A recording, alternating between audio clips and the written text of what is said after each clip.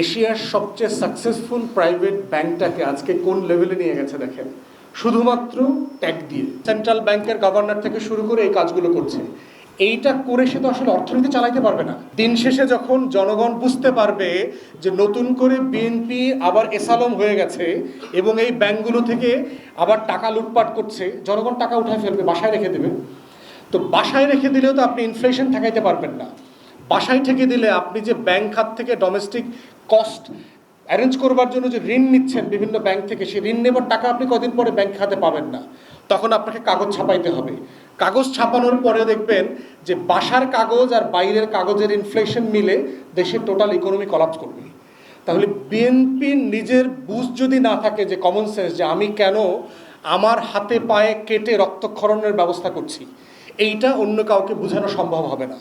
এবং আমরা আশা করব তাদের কমন সেন্সুয়াল রিটার্ন, এবং তারা সিরিয়াসলি যারা যে বাজে কাজগুলো 3 মাসে করেছে আর্থিক খাতে, সেগুলো তারা ইউটার্ন করবে, সেগুলো সংস্কারের পদক্ষেপ নেবে।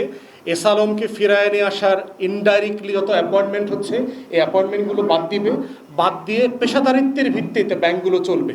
আগের সরকার যেটা আপনার থরো ইনভেস্টিগেশনের মাধ্যমে কিন্তু 5টা ব্যাংককে একীভূত করেছে, কারণ সিম্পলি আর কোনো অপশন ফাইন্যান্সিয়ালি এই রাষ্ট্রের সামনে ছিল না। অতএব সেই কাজটাকে কেন আন্ডু করতে হবে, এখন আবার মালিকানা ফেরত দেওয়া 2 নম্বরই করতে হবে কেন?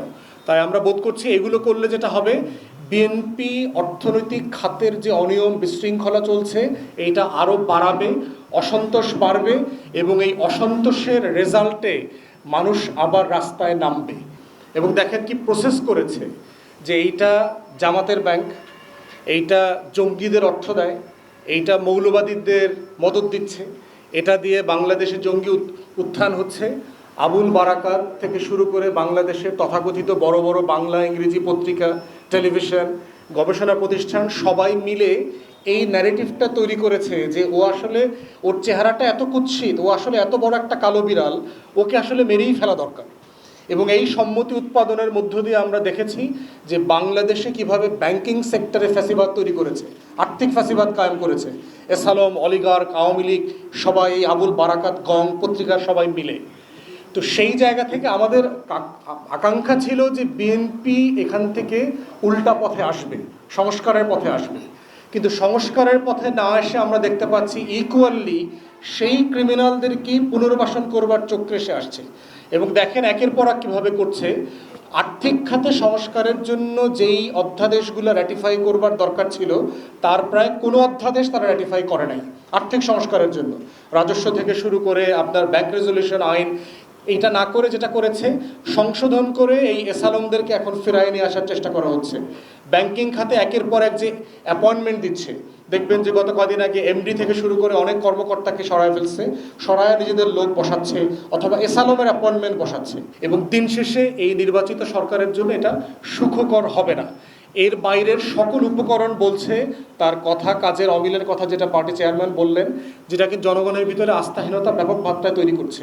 এবং তারপরে দেখেন পলিটিক্যাল অ্যাপয়েন্টমেন্ট করে ডাইরেক্টর বসাচ্ছে বিভিন্ন ব্যাংকে।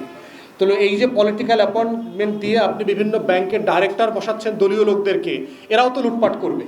বাংলাদেশ ব্যাংক ইতিমধ্যে আমরা দেখতে পাচ্ছি পরিকল্পিতভাবে বিএনপির নেতা, এমপি, মন্ত্রীদের মালিকানাধীন ব্যাংকগুলোকে হাজার হাজার কোটি টাকা লিকুইডিটি সাপোর্ট দিচ্ছে। তো এইভাবে তো দেশের অর্থনীতি চলতে পারবে না, ফাংশনাল হবে না। তাই আমরা আশা করব যে দেশের সরকার, মাননীয় প্রধানমন্ত্রী, অর্থমন্ত্রী থেকে আছেন যারা দায়িত্ব নিয়ে এটা চালাচ্ছেন, আপনাদের কমন সেন্সটা যেন সিম্পলি ওয়ার্ক করে। আমরা দেখতে পাচ্ছি না যে আপনারা আসলে কমন সেন্স দিয়ে দেশ চালাচ্ছেন।